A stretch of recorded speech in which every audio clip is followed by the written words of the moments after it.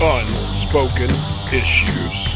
Well, here we go, ladies and gentlemen. Welcome to the Unspoken Issues podcast. That's right. We've returned. We're going to be talking some 90s comics, believe it or not, like we always do right here on this show.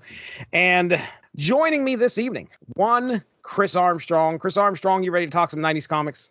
Cowabunga. Let's do it. Perfect. And then over there is Evan Bevins. Evan Bevins, are you ready to talk some 90s comics tonight? Jesse, all I can say is go ninja, go. We've got to establish where everybody is when it comes to their fandom of the Teenage Mutant Ninja Turtles. And I'll go ahead and start. I can remember as a kid, I'm sure it was 87 when the first episodes released. I began watching the show. Gosh, I want to say it was after school. They were running shows after school in the afternoons on Fox. Now, were they primarily a Saturday cartoon in your guys' neck of the woods? Coach Evan, your neck of the woods is my neck of the woods. I can't remember. It wasn't then. Okay. I was a few hours Bluefield. south. That's right. You were down south. Well, okay. But I remember my grandparents lived up here, and we didn't get Ninja Turtles down in the southern part of West Virginia, but my grandparents got it because they watched it all the time. Not really. But I remember it was like a 3.5, 4 hour drive. And I remember coming up here and I was telling my mom, like, we got to get there by whatever time it came on because I can watch Ninja Turtles. Otherwise, I had to like keep renting it from the video store. Kids, that's like a red box you could walk around in. I know that they did do afternoons at one eventually. I don't know how it started because my first exposure to it, I'm almost sure, was, like Evan said, videotapes. The videotapes, I think a friend of mine maybe had one, or maybe we rented one, and I just fell in love with it. And then eventually, I remember watching it on CBS on Saturday mornings. Yes, I don't remember when it expanded there. Yeah, I don't remember as far what the actual rollout was as far as the show on network TV or on syndicated, what all that stuff, how that all worked. Because I was 7 and it came out. Right. Maybe I was 8 by the time I actually saw it. He wasn't reading the trades or regularly perusing the Hollywood Reporter to keep up on the industry. I remember I had the initial videotape that I guess was a 3-parter, and then the Hot Rodding Teenagers was the second videotape I think that came out. And they put quite a few out with 2, 3, 4 episodes on each tape for a while. You just watched, didn't you just recently watch Turtle Power? The documentary? Documentary, which actually, I guess, came out probably to coincide with the live-action movie that came out in 2013 or 14, the Michael Bay produced one. Yeah. But I'd never watched it, but I watched it a couple weeks ago. What'd you think? I thought it was cool. I knew a lot of that stuff, but there was stuff in there that I wasn't really aware of. I think a lot of the stuff that that had come out 10 years ago or so, but in the meantime, that Toys That Made Us Netflix series came out. Oh, yeah. And they had a really cool episode on the Ninja Turtles, and there was a lot of the backstory between Eastman and Laird in there as well. But yeah, a very entertaining documentary. I liked it a lot, especially like anybody that's a Turtles fan should check it out. It's cool. Yeah. It's on Paramount, I think. Yeah, really solid documentary. A lot of good stuff. My favorite part, I think, in there was the development and learning about some of the toys that they were creating. Mm-hmm. That was really cool, and how it just kind of started just getting crazy and out of control. Right. With some of the crazy designs that they had. Yeah, there were some designs that never made it to production in there that were really neat. That was right. One of those things. I learned a lot about it from the cartoons and the toys. I even, before I knew the term fan fiction, had typed out several chapters of my own original copyright infringing Turtles epic that squeezed in every action figure I had. Is this something that you still have? Because I know you were doing the Sadly, Free Willy covers. I do not. Dang it. All right, well. Yeah, the action figures, that was the real boom. I love the cartoon as well. I read the Archie comics. I didn't really read any of the Mirage stuff until I got a little older, and still haven't read much of it. But the action figures, I was crazy with those. And up through the later waves, probably into the early 90s, I was still getting those figures. I wish I had some of them still. Yeah, I ended up with a lot of probably the first wave. And then I think I have a couple of the second wave. And it was one of those things where I was like, I either got to go G.I. Joe or I got to go Turtles here. And I ended up sticking with the G.I. Joes. But I still have all my Turtles that I originally had. I think it was probably, I don't know, 5 or 6 years ago, maybe even a little bit longer than that. I ran into a massive like cache of them at a auction and got them for dirt cheap. Like original, they're all loose figures, but Rocksteady, Bebop. Well, I think it's just Rocksteady. Oh, Leatherhead. Is that his name? Leatherhead. Had a bunch of Foot Soldier was in there. All sorts of. One of these days, I think I have the stuff on Facebook. I'll have to tag you guys in it so you guys could go take a look at it. But yeah, the figures for sure. The figures were something that I was definitely into. I hopped over to the wiki here. The first season only had 5 episodes, which was aired between December 14th to December 18th of 1987. And it just says, as far as network goes, it just says syndication. My guess is whoever wanted to pick it up. Is that what that means? Like whoever wanted to show it? Then the next season was 13 episodes, went from October 1st of 88 to December 24th of 88. And then the third season, I'll just stop there because it goes all the way to season 10. But season 3 went from September 25th of 89 to December 15th of 89. There were a total of 47 episodes in season 3. So they knew this trend was catching on. I was going to say, I think a lot of that is covered in the documentary too. I don't remember all the details, but I think they talk a lot about how that show really exploded. Oh yeah, didn't they have the voice cast, like some of the voice cast together? This was right before James Avery passed away too. Like I feel like I watched it right before he passed away. To talk about the comics real quick, I was not picking up the black and white comics. I either started picking up Wizard Magazine or I picked up something. Maybe it was Comic Buyer's Guide. I can't remember. But I remember starting to learn that, oh my goodness, they're based off of a comic book that came out a long time ago. Well, say a long time ago. It came out in 85, 2 years before the TV show, the animated series hit. But 2 years is an eternity to a 10-year-old, though. That's the truth. That's the truth. But I started learning about this comic book and how it was a little bit different from the Fun Time Cowabunga series that we got in the cartoons. I will say that I picked up one Mirage issue. You ever heard of Hills down there, Chris? No. Okay. All right. There was a. We do have an Ollie's now. We got Oh, you do? Oh, good. Yeah, we got an Ollie's last December, I think. But yeah, don't know what Hills is, I guess. Okay. All right. Hills was a department store. They used to I'm sure it's probably Pennsylvania, Ohio. Hills is where the toys are. That was one thing you always heard. But Hills, for some reason, had just loose issues of comics with the freaking, like, the little sticker price tag that they would just kind of like. I picked up a Mirage issue. I can't remember. It's like issue 18, maybe even further than that, of it was a Teenage Mutant Ninja Turtles Mirage black and white issue just sitting there on the shelf. I picked it up, took it up front and bought it. But that's the only black and white issue that I ever owned that I picked up in the wild. That's probably the best way to put it. Evan, do you have any experience with the black and white comics at all? Not at first. I did get one non-Archie comic when I was a kid. Maybe it was at Hills. It was up in this area somewhere, and it was just laying there, but it was in color, and they were time traveling and fighting cavemen. Very strange. Very, very dark.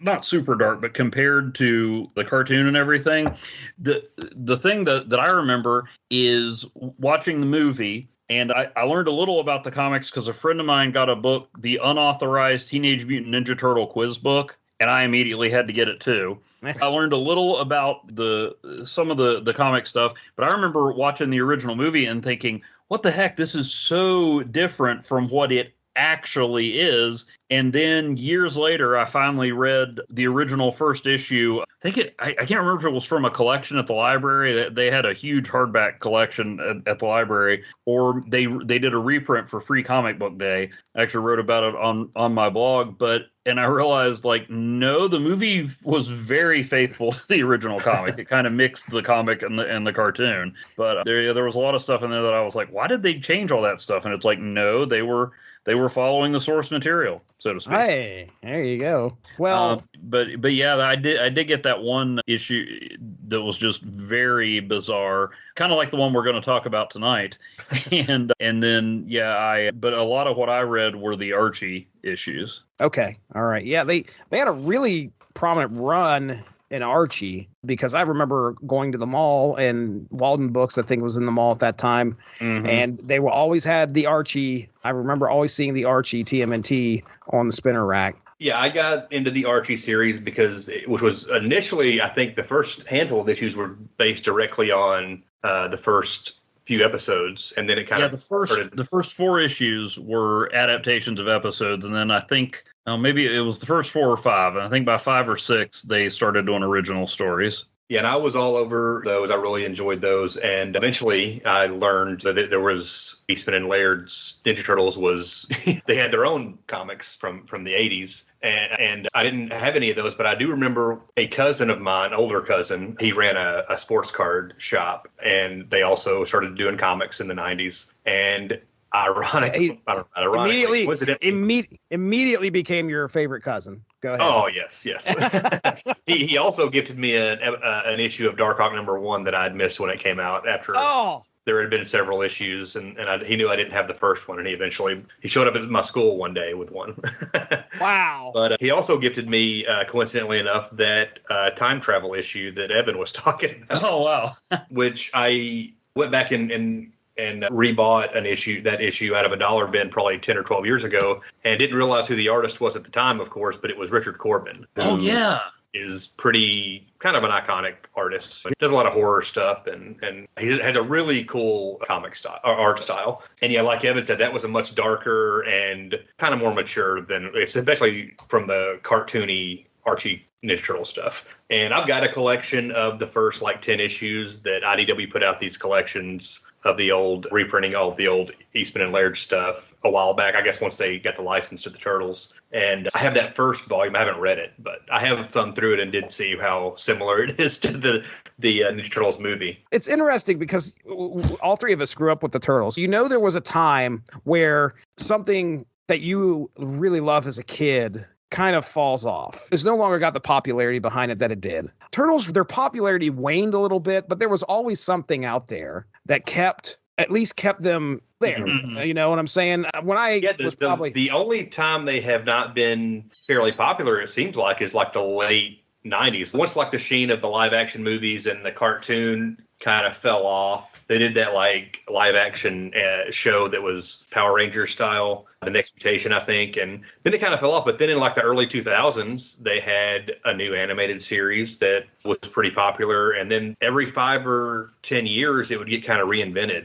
They did the CGI animated series in I think the late aughts or early 2010s. Then the movies came out, and then recently they had the new CGI movies. It's one of those properties that keeps kind of bubbling back up. It'll kind of be dormant for a couple years, and then all of a sudden there's a new big Ninja Turtles thing.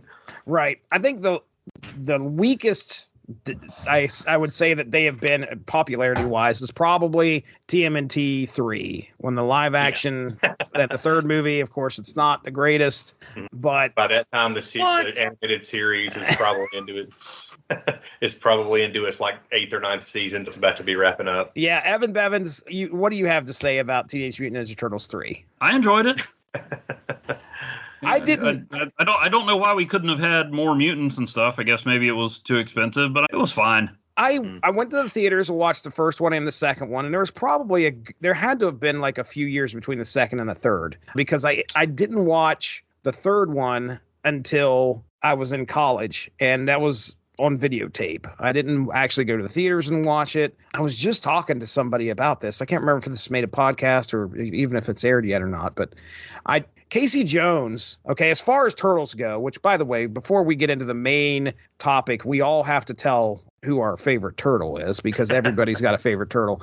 But Casey Jones was my favorite member of this family, for sure. Oh, yeah. And Casey Jones in the third movie does nothing but babysit.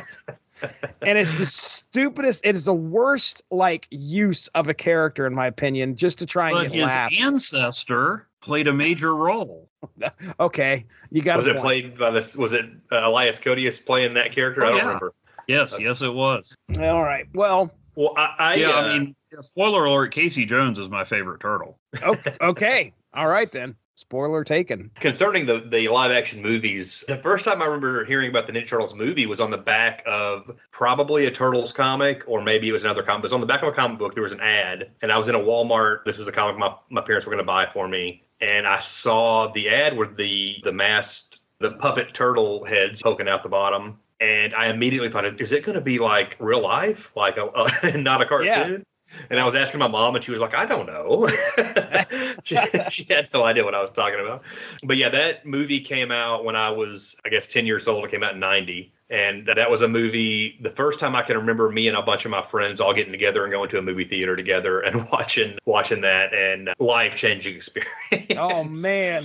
And I liked the second one as well. And by the time the third one came out, I was a little older. I was probably like 13, and I didn't see it in theaters. I remember one of my cousins rented it when I was over at my aunt's house, and I thought, man, this movie's not any good. It's rough. And years later, I bought this DVD collection that had the 3 live action movies and the CGI movie from like 2007, I think. Yeah, you're right. Which I think was supposed to be in the same continuity. It was, because when Splinter puts the one trophy up there, there's items from all 3 of the live action movies on the shelf. Okay. Nice. All right. But yeah, I rewatched the first 2, and still, even to this day, the first one is awesome. Oh my Yeah. god! The second one is a little, it leans more towards the kiddie side, but it's still fun and entertaining.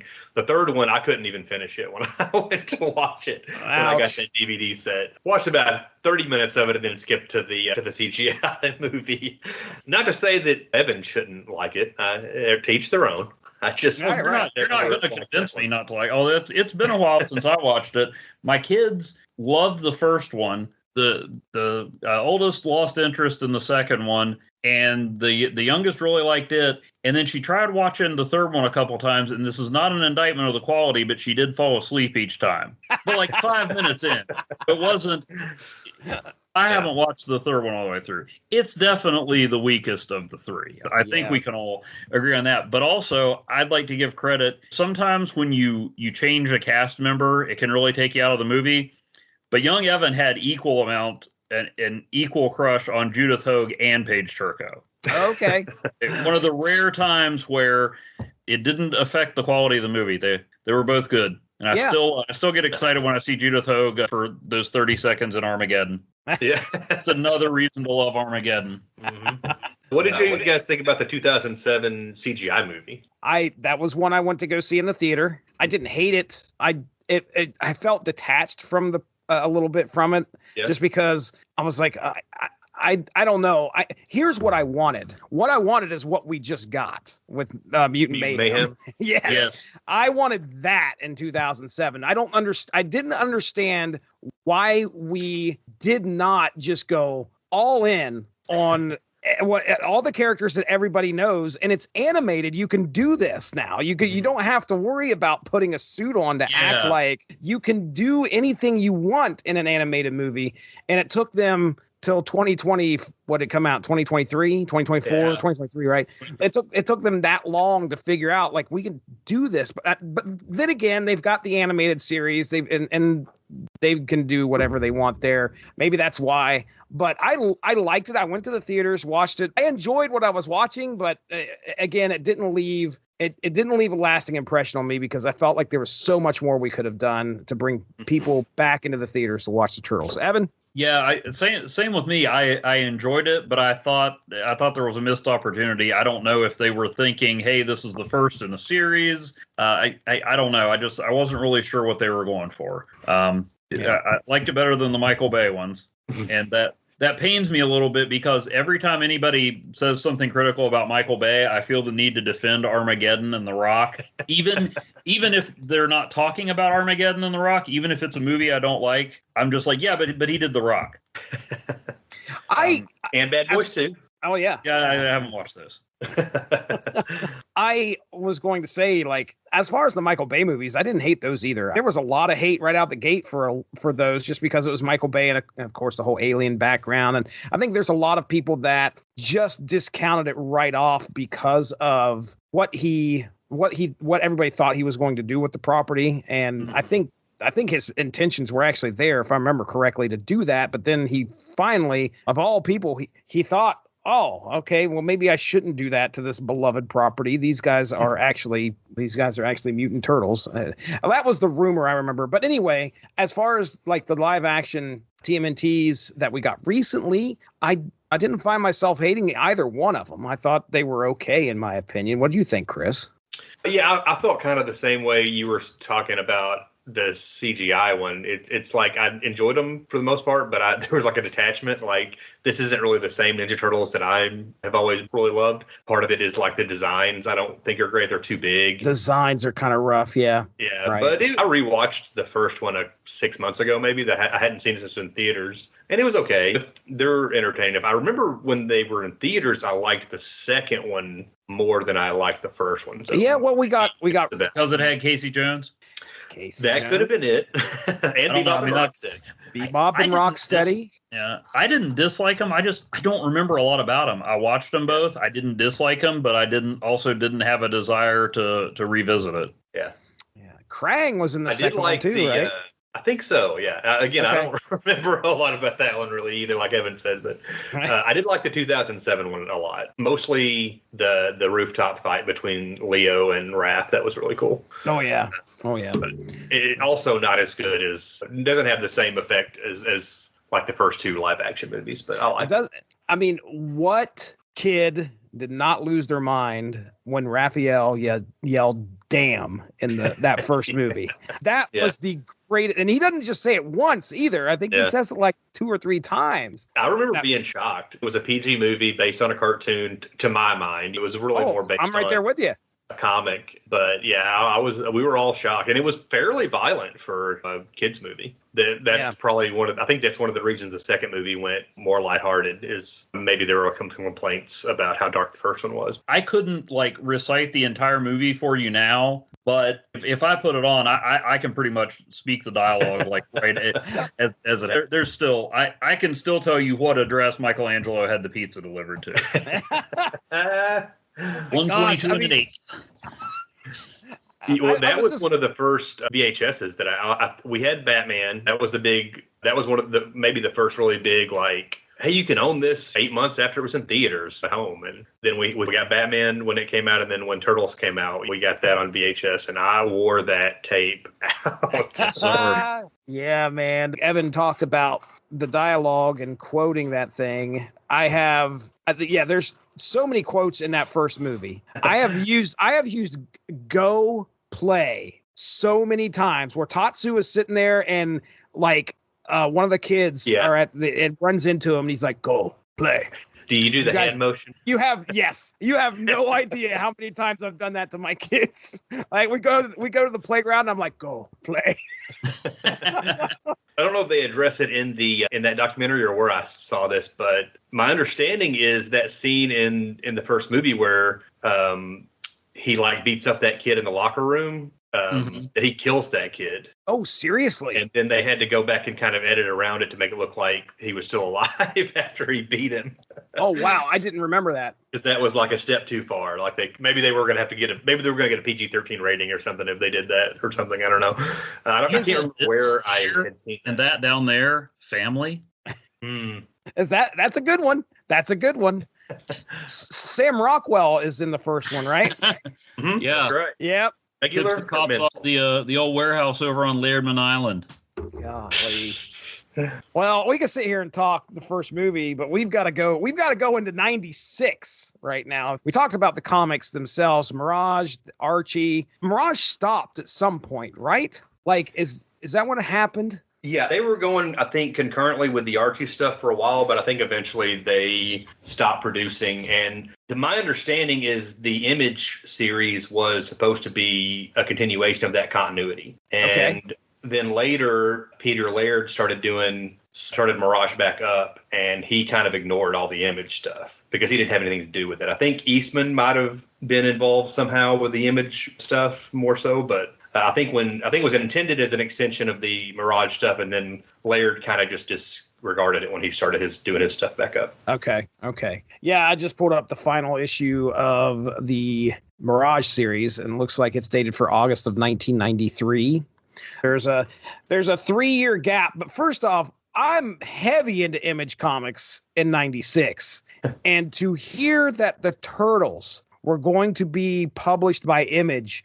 Not only that, but our first taste of the Turtles in Image Comics was in Savage Dragon. Mm-hmm. Yeah. And man, oh man, I remember sitting there on the bus and I had those issues in my Trapper Keeper, and I was like, holy crap, the Teenage Mutant Ninja Turtles are back, baby. And I was so excited because it was Image Comics, and they could do some violence. Savage Dragon was not known for being a very kid-friendly book. This was a very violent book, and sometimes it pushed the bounds of nudity. And I was like, if this is what the Turtles are going to be associated with, which they are, because if you look at this, at least in this issue that we're getting ready to talk about, which is issue number 4, Eric Larson's handling the letters in the back. I assume the Turtles are being, is this highbrow? They highbrow the studio that I don't know if it was still called highbrow by this time, but yeah, Eric Larson's sort of corner of the Image production was handling all the Turtle stuff. Yeah.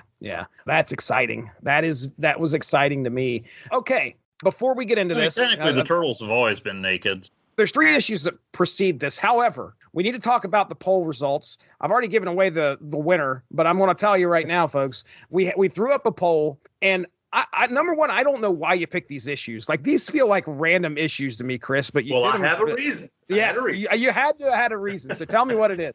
I wanted to do Turtles, and this is the 90s comics podcast. I tried to find something in these series that represented 90s comics. The first one I picked was the Teenage Mutant Ninja Turtles Adventures number 24, which had Slash and Raphael on the cover.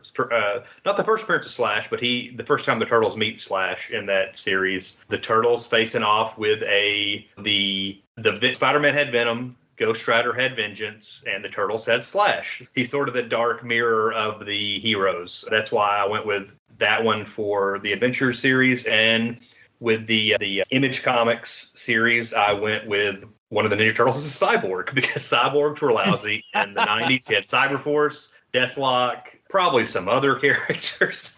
He does look pretty grim and also gritty. Yes. Oh, yes. Yeah.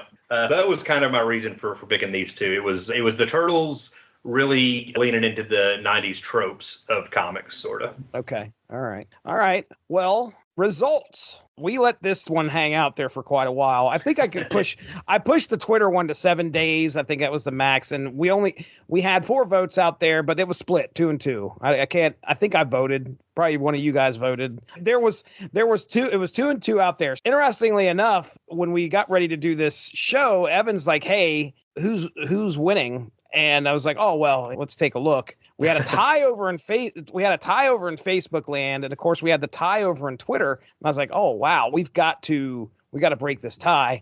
And Chris, you reached out to Cody. Yeah, my friend Cody, who doesn't always, but usually votes in these. I noticed he had not voted. I just sent him a message and said, break this tie for me. He did. And he voted for the Image book. He did. We are going to be talking about Teenage Mutant Ninja Turtles number 4. However, you said you did read the Adventures number 24. I did. I would just out of curiosity, and I'll sum it up. It's I thought I had never read this. I thought maybe I had dropped off of the Turtles Adventures by this time, because by this point I was getting into Marvel and DC, and Image I think had launched by then, and the Ninja Turtles Adventure from Archie was not quite scratching the itch as much, but I knew I followed it up through the Mutanimals or Mutanimals, which is how I pronounced it until recently. I think Evan is the first person I ever heard pronounce it correctly. So this was shortly after that. I was still hanging around because I remembered this once I read it, but Krang has recruited Slash and an alien named Belly Bomb to get revenge on the Turtles, and they're on this prison planet. And then they steal like the prison guard's spaceship, and along the way they pick up Bebop and Rocksteady. And by the time they return to Earth, the Turtles are fighting it out with Shredder, and the issue just ends with Krang kind of taking over Shredder's body. Like, the last image we see is Shredder with the Krang brain instead of his own head. Ooh. Very end. And Slash did fight it out with some of the Turtles for a little bit. A weird thing about that issue was they had 2 different artists. Garrett Ho, who I remember his art is much more cartoony, and it looked more like, I think maybe he even did some of the Mutanimals issues, or at least the issues leading up to that miniseries. And then the second half of the book was Jim Lawson, who might have been one of the Mirage guys. It was a really it looked more like an indie comics style. I didn't like it this much. Oh, really? But I think both of those guys did a lot of the different issues of that Turtle series. I think Jim Lawson may have done the original adaptation of the shows that were the first handful of issues, but that's my memory anyway. I didn't check that, but that's pretty much what happened in that issue. It was interesting enough, but okay.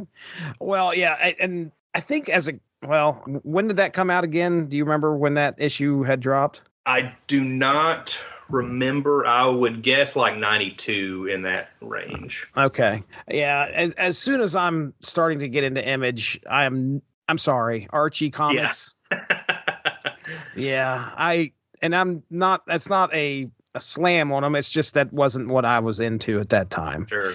But my understanding is that some of those stories are a lot of fun from what I've heard. I'm assuming you read these on Hoopla, or this issue on Hoopla, Evan? Yes. Was it part of the Urban Legends section? It was in color. This initial series was in black and white when Image put it out, which I thought was interesting to me because by this time I had known the original issues were in black and white and they all wore red bandanas. It was darker and stuff. I knew this was kind of similar to that. And this series ended up getting canceled before it was concluded. Do you guys know about how IDW brought this series back later? No. I don't think so. I don't remember what issue it went to, but it was canceled before with some dangling plot threads. And when IDW has been publishing all the new Turtle stuff for 12 years or so now. And a couple of years ago, I think maybe in 2018, they started reprinting this series in color, and they gave the original creators, Gary Carlson and Frank Fosco, the writer and artist, 3 new issues to wrap up all their stuff. Oh, wow. They reprinted up through issue, 24 or whatever it was, and then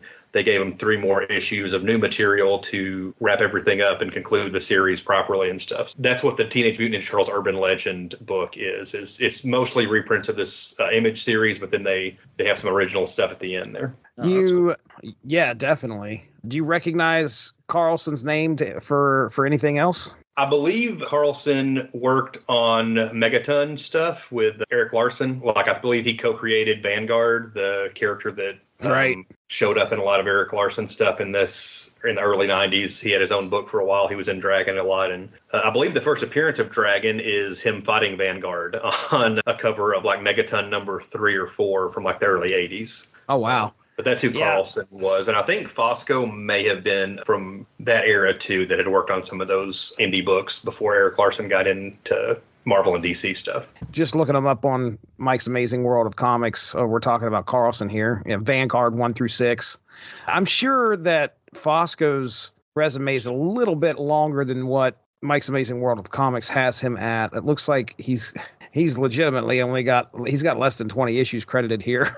The thing is, it doesn't have any of the Teenage Mutant Ninja Turtles issues there, which boggles my mind. Yeah, none of them are listed, but he's got his hands in some DC Comics, Showcase 94, Steel 9 and 10, Robin 29 and 30, and he's doing some Savage Dragon in the 100s, it looks like. Anyway, there's your creative team. We also have, I think it was Chris Eliopoulos on the letters. Yeah, Chris Eliopoulos on the letters, and anchor Andrew Papoy. I'm going to go ahead and get into the synopsis here real quick on this thing, if you guys are ready. Is there anything I left out yet? We haven't picked our favorite turtle yet. Yes. I'm glad you said that. Okay. I go first. And my favorite turtle is Raphael. Always going to be Raphael. The leader of the group, transformed from the norm by the nuclear goop. And incorrect. But he's not the leader, but that is the lyric. That is the lyric. That's freaking. Is that from Ninja Go Ninja Go Ninja Go? No. That's Turtle Power by Partners in Crime. That's KRYME. Yes. They were obviously mistaken. They wrote those lyrics, and it bothers me to this day. However, it's still a great song. It is still a great song. All right, Chris, who's your favorite? I got to go with the party dude. I've always been a Michelangelo guy, and has not changed over the years. Wow. All right, Evan, do you have a favorite turtle that's not a human? I mean, I hope we don't have to do like we do with panels, and I have to pick a different one because you took mine. But yeah, Michelangelo is my guy. Nice. All right. See, it seemed like when I was a kid, most of my friends and most younger kids liked Michelangelo the most. And then as I got older, I am immature. I started hearing more people cite Raph. Nobody ever says Leonardo, and nobody said Donatello back then either. But now I've got a friend that's got a couple of a nephew and a niece that like the Ninja Turtles, and their favorite is Donatello. And he was telling me that's kind of like a lot of kids' favorite now because he's the smart one and he uses computers and stuff like that. Which when I was a kid, nobody liked Donatello or Leonardo. It was always Raphael or Michelangelo. Right. I thought I knew some people that liked Leonardo. Here's my controversial opinion. Get Jesse nice and riled up. I didn't understand why anybody liked Raphael. Wow. Okay, Leonardo was the leader. Donatello was the science guy. Michelangelo was funny, and Raphael was a little surly. Yes, Mike. that is exactly that was my opinion. He's the hothead. I'm not going to have a defense other than agreeing with you. Yes, he was surly. He was mad. He could be a smart ass, but he would also he was a hard ass. That's the other thing. But keep in mind that my main experience with them was from the show. I don't remember him being like that on the show. Like I could, when I read some of the other comics and some other interpretations, I'm like, okay, I still like Michelangelo, but Raphael has more of a personality. I don't remember him having like a distinctive personality in the show. I just remember, like I said, Michelangelo was funny, Donatello was smart, Leonardo was the leader and the straight arrow, and Raphael was just like a turtle. Okay. All right. Well, Raphael, he's cool but rude. He couldn't be too much of a bad boy on the cartoon. Yeah. I'm going to blow your mind. The other personalities were easier to define for kids, I guess. We didn't talk about this yet. Who's your favorite turtle in the arcade game? Oh. Yeah. Now I'm going to say Donatello. I think strategically that's probably the correct answer, but I was always a diehard Michelangelo. So no matter what, I would always want to use him. Okay. Same here. All right. Okay. Good enough. All right. We get into Teenage Mutant Ninja Turtles #4, but we have these first 3 issues. Can you kind of catch us up real quick there, Chris, on what happened in the first 3 issues prior to this? Yeah. The first issue opens with them having a birthday party that gets crashed by these cyborgs that attack the turtles in the sewer and this ninja lady, Pamiko. I don't know how to pronounce that exactly, but that's what I was going for me. They drug Splinter and kidnap him, and they take Donnie away. Donnie, blown away by the cyborgs in the very first page. And they take him and Splinter on this helicopter, and Donnie wakes up in the helicopter and tries to fight back, and they end up knocking him out, and he falls from a great height and lands back first on the pavement, which kind of crushes his shell, and he's almost dead.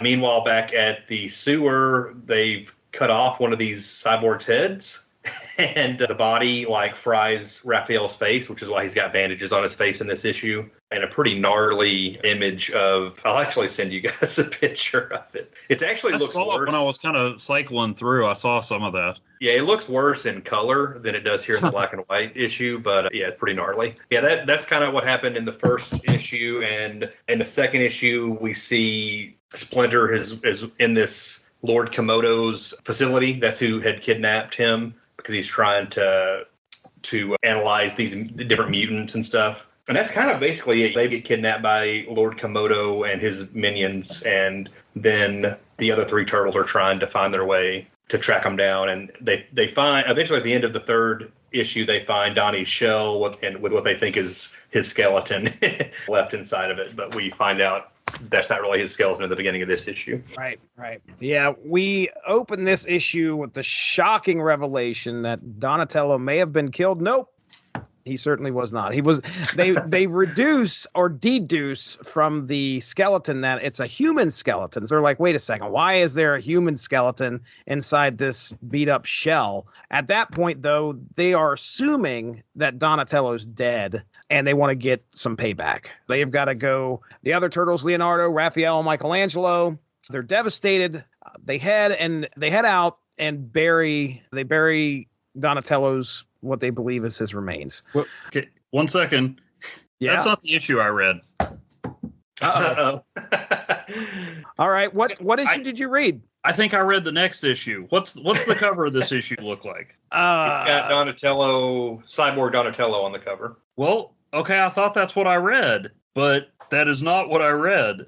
This collection. Okay, it was the 5th issue in the collection, and I know it was number 4, but Well, what's the first issue in the collection? No, I think what happened is they put I went by the cover we had on the poll, which is Donatello as a cyborg and the other 3 turtles facing him. Yeah. But that is at the end of the issue you're describing. Oh, so maybe they changed the covers up when they reprinted the series or something. Might have. Yeah, because, yeah. All right. Okay, well, then happened.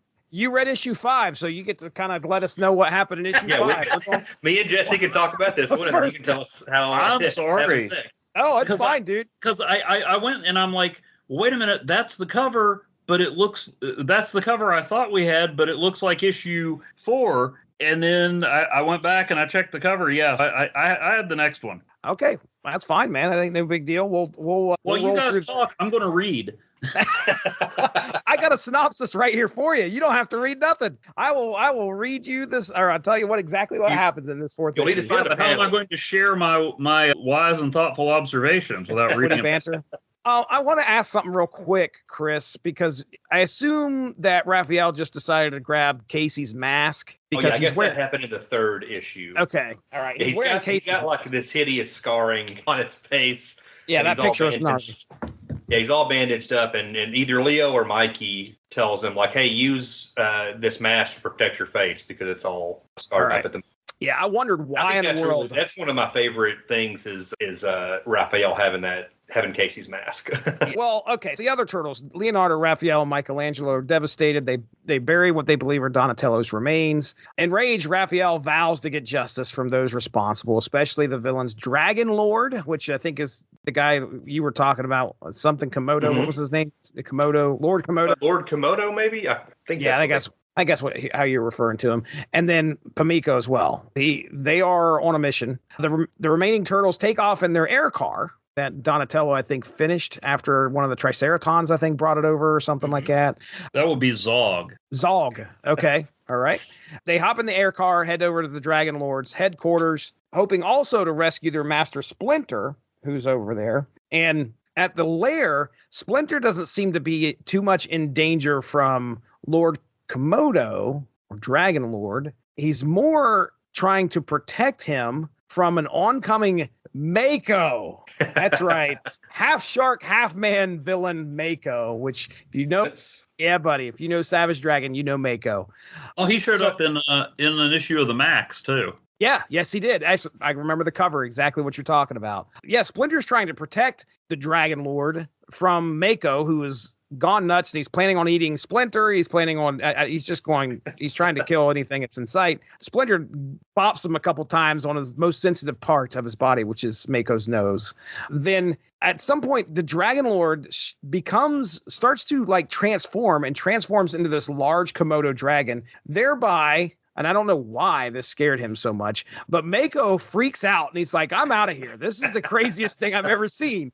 He's a freaking shark man, and he decides to leave. He's a disgust. He runs out of the lair. Komodo dragons, by the way, are trying to attack him, and they're also chasing him at the same time. Splinter stays behind and tries to tend to Dragon Lord because it seems like there's some type of honor that he has. Yeah, so I assume mutual respect. Yeah. He's trying to help the reverted Dragon Lord, but the Dragon Lord's bodyguards show up and they inject him with some type of serum or something in order to turn him back into a human form. But they also look at Splinter and they're like, you saw his true form. You must die. They threaten to kill Splinter at the time. Meanwhile, the turtles are trying to make their way towards the lair. And they run into Mako, who is coming back at them with all the Komodo dragons behind him. And he, in turn, hijacks their air car and takes off with it to try and escape while the turtles are just sitting there watching him do that. But then Raph grabs a remote control and he makes a comment about how Donnie thought of this. And he takes the remote control and flicks the switch, and the air car turns upside down. Therefore, Mako falls completely out of it, back onto the ground. Now, in this cornfield where Mako is, he's landed, and he's still trying to fight off these Komodo dragons. It's a good ways away from the turtles. All of a sudden, this massive hulking thing comes out, and it's like targeting these Komodo dragons, and it's trying to figure out what all the commotion is. Now, the way that the story is told, it's told as if Donatello is watching this cyborg kill or attack Mako and these Komodo dragons. Yeah, it's kind of in a first-person view. Exactly. But then as things move forward, Donatello starts to realize that he is the cyborg that's doing this. It's a half machine, half Donatello cyborg, and he is somehow still alive in this horrific state, and that's where we end the comic. Donatello is not dead, however, he has been transformed into this like killer cyborg, and may not be in full control of his faculties. Something like that. Faculties? His facilities would be the bathroom. That may be an issue for him as well. But there you go. That's issue 4 in a nutshell. I will just kind of throw out my first note here. And my first note was like, I did not remember that these were black and white. I had forgot all about that. I think I picked up like the first TMNT issue, but as big as a fan as I was, I did not continue to collect the Image Turtles. And man, did I want to. The red bandanas were back, baby. This was Image Comics. These were the Turtles, man. What are you doing? Why aren't you picking these up? And I think a lot of it probably had something to do with the money and that I was spending on other stuff, and it was just like I couldn't add another thing to the pull list. The other thing that I had mentioned here was Mako. Seeing Mako show up in this comic was like, oh yeah, this is an Image comic. This is Eric Larson. This is just watching him be his dumb self. I don't really know much of Mako's personality. It's probably the most personality I've ever seen Mako have. I could be wrong. He probably had. I think he's got more dialogue in this issue than he does in any issue of Dragon that he shows up in. He's always just biting everybody. Yeah. It's good to see Mako. What'd you think of the issue, Chris? Yeah, I like this series quite a bit. I was there super excited like you. I picked up the first issue of the Image Turtles, and the thing that kept me from keeping up with it, I think I had the first like 5 issues maybe, and it was just a book that apparently was not selling well. My local shop, either they were not getting enough copies in, or they just stopped ordering it because I just couldn't get the issues. And later in like my mid to late 20s, when I was like, I'm going to go back and collect that Turtles series, a lot of those packages were just too expensive. That was another reason I was so happy when IDW decided to republish all that stuff, so I could finally actually read a lot of that stuff. But this issue specifically, yeah, I was super excited about Donatello as a cyborg because I was all about the edgy 90s stuff and taking this beloved character and kind of putting him through the ringer physically and emotionally and psychologically or everything. That was a really interesting twist to this series. And also Raphael dealing with being basically disfigured from that first issue. They really violenced it up. And oh yeah, like I said in that first issue, these turtles are not afraid. They're not worried about killing people. They're cutting off these cyborgs' heads. They're as violent as I imagine they were in those Mirage issues, although I haven't read many of those. And I was also excited to see Mako. I don't know if it's true that a shark's nose is really the most sensitive part of his body, but I have always remembered that because Splinter said it in this comic book. No, I've read that in like I like to read books about sharks and stuff when I was a kid, and like if you get attacked by a shark, you're supposed to hit it in the nose. I don't know if that works or if it's just supposed to give you something to think about before you get eaten, but that's what I've always heard. Is that what LL Cool J did in Deep Blue Sea? I remember he fought off that shark. I think he stabbed it in the eye. He also rapped and pretty fiercely. That is like sharp sin. Yeah. I like Fosco's art. It's pretty simple, but I think he does the turtle, like especially the way he draws the turtles. They're really like compact and chunky. I kind of like that. I was also disappointed at the black and white thing back then. I do like the black and white now. It sometimes can be a little hard to decipher stuff because of that. The colorized issues that IDW put out, maybe those are better. I'd have to look at them side by side to really compare them, I guess. But I do like Fosco's art, and I really like that big. It's not my panel, but I like that where you mentioned Mako with the Komodo dragons chasing him, and he kind of just runs through the turtles in that cornfield. That's really cool. Big double splash. Yeah, and the design on Cyborg Donatello is very cool. Oh yeah.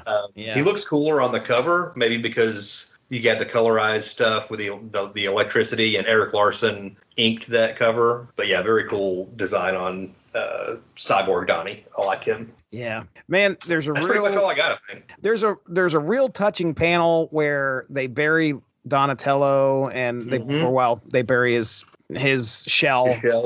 Yeah, and they're kind of all sitting around there, and they're trying to get Mikey to join them, and Mikey's like, in a minute, and then like the next panel is him just bawling.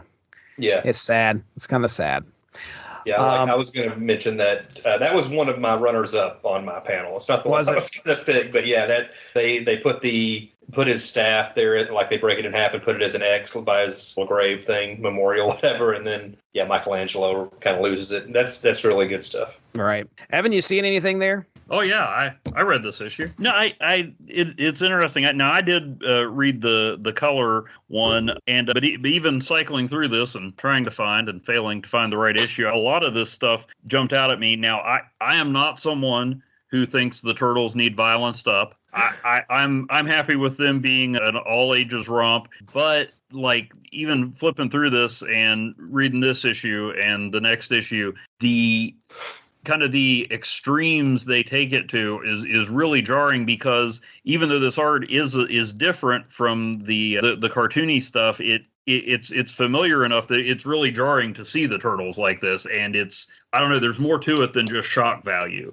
Like you said, there's that real emotion with Donatello, with them thinking he's dead, and or flipping back to the one where Raphael is scarred and he's like, oh man, this really hurts and I'm having trouble seeing. It's just I don't know, it kind of, even though these are rougher, tougher turtles who may not hesitate to kill or whatever, it's just, it kind of does a cool job of making it darker but still retaining some of the, I don't know if innocence is the right word, but these are teenagers and this is really jarring violence, not just for violence sake, you know what I mean? Mm-hmm. Right. I thought that was pretty effective in both the issues I read. And it is cool. Image, I'm probably haven't read as much Image stuff as you guys have, but as much as I always love the shared universe idea, I've always been kind of curious about Image, because it's like, well, we have a shared continuity when we need it, and if we don't, we're just gonna do this thing. But yeah, I remember, like I said, the Max was probably the first Image comic I read, and I remember Mako and Savage Dragon showing up in there. So even though it was these guys kind of doing their own thing, it was cool when they acknowledged, yeah, hey, we've got a shared universe. Yeah, it's kind of like the best of both worlds. Yeah, and to have the Turtles be a part of that shared universe, that really wasn't something that was done. It seemed like, well, I shouldn't say that. I just saw some Cerebus was showing up in the Mirage title at one point, but this is a universe that was created 4 years prior to these issues, and Image's model at that time was to be something similar to Marvel and DC, where everybody connected with everybody. So the Turtles, it didn't seem like to me like the Turtles had that opportunity before this. Like it wasn't like they weren't in Marvel hanging out with Spider-Man. They weren't in DC hanging out with Teen Titans or anything like that. Now they're in they're in the Image universe, and there is going to be this hopefully. Well, I'm hoping. I don't remember, since I didn't read any of the series, I don't know if they took advantage of that or not, or if it's just like you said, Evan, it's going to be like, hey, we're going to do our own thing here, and every once in a while somebody might show up. But seeing Mako in issue 4 gives you some hope for that. The other thing that's neat is that the last present day Turtles thing I read, well, present day as in it was recently published, was the Ninja Turtles Stranger Things crossover. Ooh. And it works. And that's the cool thing, is like, even though the Turtles have all this mythology and everything, they also like cross over really easily with other things, because even though they can go all over the place, it's based in New York and thereabouts. There's a ninja clan and all this stuff. They really fit seamlessly in when they want to do stories like this. You don't necessarily need a portal or anything. You can just be like, oh yeah, and then we went to New York and there were some turtles in the sewer. Right. Shortly after the pandemic hit, Ronnie and I did TMNT Ghostbusters, which was just a great concept, and done. I think it was this. Well, I don't know if it was the second, but you could tell this was IDW. I think at that point there was continuity with both that was being used in the crossover, which was pretty cool. But yeah, when you start to look at how those two teams kind of parallel each other in some ways, you got Michelangelo hanging out with Venkman. You got Donatello and Egon hanging out. Maybe Venkman and Raphael was the one hanging out, and it was Michelangelo and Ray. I can't remember, but you could see the parallels. We know Egon and Donatello were hanging out. That's got to happen. Well, let's pick some panels here. Chris, you picked the issues. I'll let you go first, man. All right, I'm going to go. This is going to be, page 5, panel 3, which is Leo and Raph are arguing in the car, and Michelangelo is getting had enough, and he tells them to shut up and cracks their heads together like watermelons. Some Three Stooges stuff right there. That's good. All right. Too soon, Jesse. There were 4 turtles. Now there's only 3. Oh, you go Three Stooges. How dare you? How dare I? Gosh. Now I got to find my panel because I know what's said, but I can't remember where it's at. So it's a Mako thing. Mako is completely oblivious that he is a man shark, I think. Like, he eats things like a shark, but he's calling people freaks. Like, he calls the turtles freaks. Right. And he gets scared that there is a guy that transformed into a Komodo dragon. Yeah, he's a man shark. This guy is a man, and then he's a dragon. That's weird. My panel is Donatello has him in his sights, and Mako, who's continually battling these Komodo dragons in this cornfield. What are you looking at, butthead? And there you go. Yeah, clearly I'm picking that panel just because of the Back to the Future ties. Evan Bevins, what do you got, man? Well, I'm picking the page where they're wrapping up Donnie's funeral. Okay. Just, you get the emotion of that, and you got Raph with the Casey Jones mask. Does that make him my favorite turtle in this? Yeah, it could be. And you see the scar, and you see the sadness, and it's just here are the turtles, but this is not a panel I would have expected to see, even if I'd been reading it when it was coming out, even though I would have been in high school. But just not what you would expect from a Ninja Turtles story, and works really well. Now, Evan, you got to fill us in on what happens in issue 5. Oh, yeah, that's right. Oh, man. Okay, well... You don't have to go into great detail, but... yeah, well, just the turtles are assaulting the Komodo's headquarters, yeah, and one of them says, what, do you think Splinter's just going to be having tea with Warlord Komodo? And then they whip out some binoculars, and Splinter's having tea with Warlord Komodo. But what was cool is the Warlord Komodo was drugging him, but the cool thing is apparently Warlord Komodo is supposed to be able to transform into some sort of dragon, but he's not supposed to just be a regular dragon. And like, he loses a lot of his intelligence or whatever. He's studying creatures like Splinter and Mako to find a way to transform and still maintain his intelligence, which I thought was kind of a cool story and kind of an interesting twist on a lot of the standard mutant turtle stories. And then we do find out that Pimiko or whatever is Shredder's daughter. Okay. Much like, wasn't Karai Shredder's daughter in like the films, or am I getting that confused? I think that was his granddaughter, maybe. Granddaughter. Oh, okay. Anyway, yeah, she's his granddaughter. But yeah, then there's some more fighting, and then Donatello comes in and just shoots multiple holes through one of the lizard guys who was mutated and was more intelligent. And then they escape through this tunnel, and Splinter disappears, and then they find a giant bat that they think might have been Splinter. Splinter, they think Splinter might have mutated? They injected him with some mutagen in part of the experiments. And wow. Yeah, there's this giant bat, and so they go chasing after it, and that's where it ends. Okay. Did you say Donnie joined them, or did Yeah, they did find Donnie, and they had a touching reunion, and then they're in their air car, and they kind of lose track of Splinter, and then Donatello says, "I've just got one question. What's that? Isn't anybody going to ask what the heck happened to me?"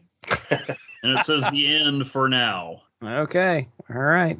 Bunch of Teenage Mutant Ninja Turtle shenanigans. One thing I forgot to bring it up when I was doing the recap of the other issues. In issue 2, one of the people that the bad guys are kind of experimenting on is a clearly a riff on Wolverine called the Weasel. And he's got he's got 4 claws instead of 3. And he instead of using the term bub, his line is when he's called an animal, he says, "I'm not the animal here, Bubba." And he attacks Komodo and is summarily beheaded by Pamiko and dies. Ooh. There's also a couple of Marvel references in issue 5 when they're getting ready to attack. Raph declares that it's clobbering time. And, nice. And when they're down in the tunnel looking for Splinter, Don turns on one of his cyborg lights and says, "Flame on." Nice.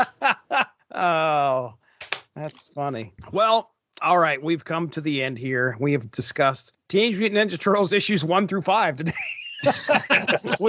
1 through 5, first 5 issues. And Teenage Mutant Ninja Turtle Adventures number 24. That's right. That's right. And a whole bunch of other Ninja Turtle stuff. Yes. Yeah. And the movie. Talk about the musical tour. Guys, for the longest time, probably, I don't know. What's that? I said that tour is not canon. I have listened to that soundtrack a lot lately. When I say lately, I'd say probably about 2 years ago. Actually, when we and Ronnie were getting ready to do the Ghostbusters TMNT stuff, I was like, I wonder if Spotify has Coming Out of Their Shells on there. And they do. And I've listened to that album a lot. And of course, that has the iconic Pizza Power song that the arcade game has. But there's a lot of other good stuff on there too, like Skipping Stones.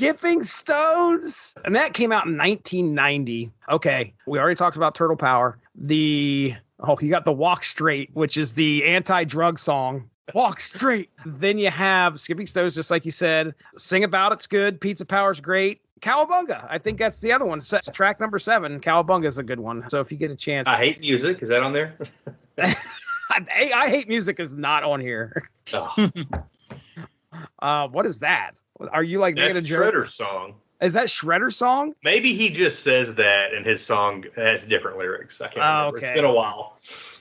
For several years in a row, me and one of my friends would get together and watch the Coming Out of Our Shells tour on YouTube. I have not watched the tour. I have never watched the tour. I've listened to the soundtrack left and right, but I've never sat down and watched the tour.